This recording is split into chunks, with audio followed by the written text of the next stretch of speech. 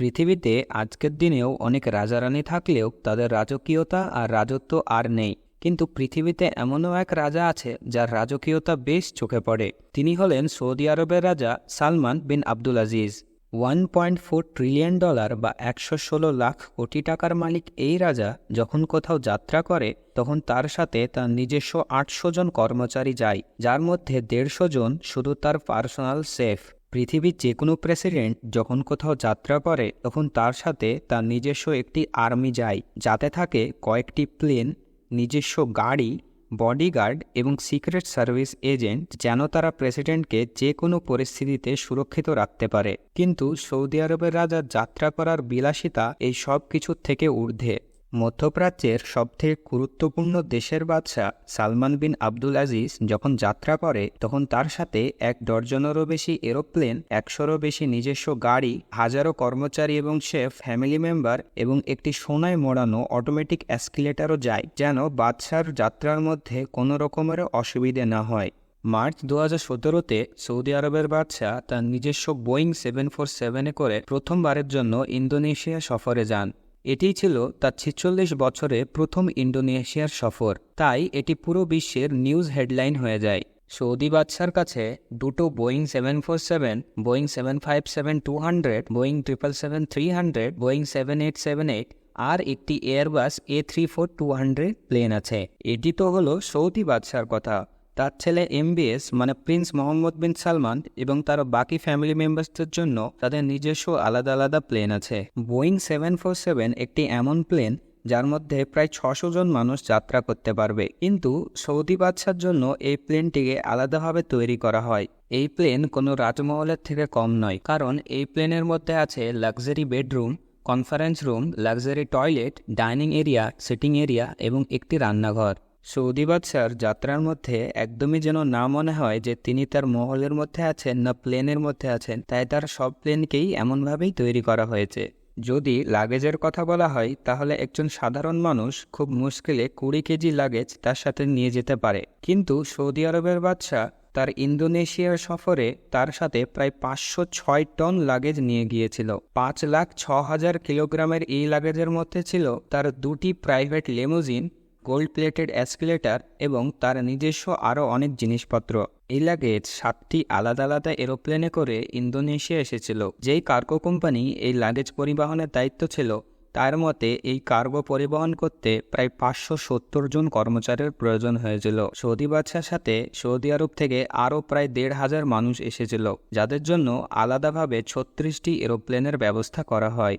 ইন্দোনেশিয়ার সফরে যেন সৌদি বাদশাহ বিলাসিতার সব রেকর্ডই ভেঙে দিয়েছিল। কিন্তু সৌদি বাদশার বিলাসবহুল যাত্রার এটি শেষ ছিল না। তার 3 দিনের জাপান সফরের জন্য তার সাথে গিয়েছিল 2টো গোল্ড প্লেটেড এসকেলেটর, 10টি এয়ারক্রাফট আর 100টি লিমুজিন গাড়ি।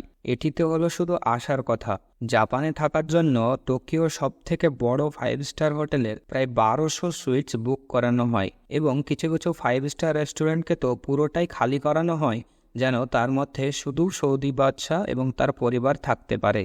কিং সালমানের ফ্রান্সের ট্যুরের জন্য তার প্রোটোকলে 400টি লাক্সারি গাড়ি দেওয়া হয়। এমন প্রোটোকল তো অনেক দেশের প্রেসিডেন্টরাও পায় না। রাশিয়ান প্রেসিডেন্ট ভ্লাদিমির পুতিনকে এই বিশ্বের সবথেকে সুরক্ষিত মানুষ মনে করা হয়, কিন্তু সৌদি বাদশাহ যখন রাশিয়া আসেন তখন তার সাথে প্রায় 1000 কিলোগ্রাম খাবার সাথে নিয়ে আসেন। শুধু এইটুকুই না, তার সাথে সৌদি আরব থেকে সোনায় মোড়ানো ফার্নিচার এবং কার্পেটও মস্কো গিয়েছিল।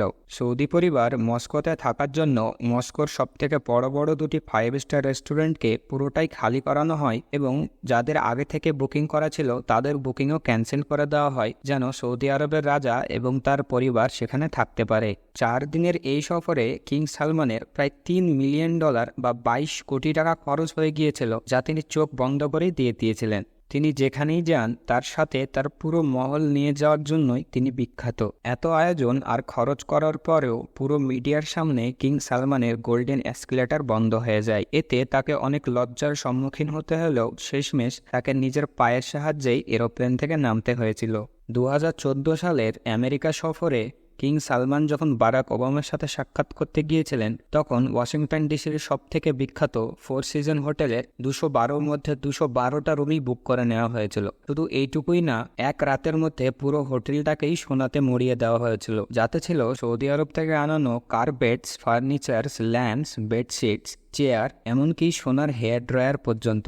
এমনকি হোটেলের পার্কিংয়েও রেড কার্পেট বিছানো হয়েছিল যেন কিং সালমানকে মাটিতে পাও না রাখতে হয়। এটি তো হলো কিং সালমানের কথা। নিজের বাবার পথ অনুসরণ করে প্রিন্স মোহাম্মদ বিন সালমানও যখন লস অ্যাঞ্জেলিসে গিয়েছিলেন তখন তিনিও 4 সিজন হোটেলের সমস্ত রুম বুক করে নেন এবং কয়েক রাতের জন্য পুরো হোটেলটাকেই একটি অ্যারাবিক টেস্ট দেওয়া হয়, এমনকি মেনু পর্যন্ত চেঞ্জ করে দেওয়া হয়। 4 দিনের এই আয়োজনে মোহাম্মদ বিন সালমানের প্রায় $2 মিলিয়ন বা 15 কোটি টাকা খরচ হয়ে গিয়েছিল। কিন্তু আশ্চর্যের ব্যাপার হলো যে এত কিছু করার পরও মোহাম্মদ বিন সালমান এই হোটেলে একা রাতও ছিলেন না। তিনি তার জন্য একটি আলাদা প্যালেস বুক করেছিলেন, আর এই হোটেলটি শুধুমাত্র তার সাথে আসা টিমের জন্য বুক করা ছিল। প্রিন্স মোহাম্মদ বিন সালমানের এটি প্রথম বিলাসবহুল যাত্রা ছিল না। 2014 সালের মালদ্বীপসের সফরে তার জন্য 3টি প্রাইভেট আইল্যান্ড বুক করানো হয়। এই দ্বীপে আসার জন্য তাকে একটি প্রাইভেট ইয়টও দেওয়া হয় এবং তার আশেপাশে আলাদা আলাদা ইয়টে তার বডিগার্ডরা থাকত। যেই কদিন ক্রাউন প্রিন্স এই দ্বীপে ছিলেন ততদিন এই দ্বীপের আশেপাশেও কারো যাওয়ার অনুমতি ছিল না। এই সফরে প্রিন্স মোহাম্মদ বিন সালমানের প্রায় $30 মিলিয়ন বা 225 কোটি টাকা খরচ হয়ে গিয়েছিল। প্রিয় দর্শক, যেতে যেতে আপনাদের এটিও বলে যায় যে কিং সালমান যখন ফ্রান্সের সফরে ছিলেন তখন ফ্রান্সের 1 লাখ মানুষ কিং সালমানের বিরুদ্ধে প্রোটেস্ট করেছিল, কারণ তিনি যেই ভিলাতে ছিলেন তার আশেপাশে থাকা সমস্ত পাবলিক বিচকে তিনি বন্ধ করে দিয়েছিলেন। আশা করি এই ভিডিওটিও আপনাদের পছন্দ হয়েছে। ভিডিও সম্বন্ধিত যে কোনো কিছু অবশ্যই কমেন্ট করবেন, কারণ প্রত্যেকটি কমেন্ট আমি নিজে পড়ি। ভিডিওটিকে অবশ্যই লাইক করবেন এবং চ্যানেলটিকে সাবস্ক্রাইব করে পাশে থাকবেন। আবারও কথা হবে আরেকটি ইন্টারেস্টিং টপিকের ওপরে।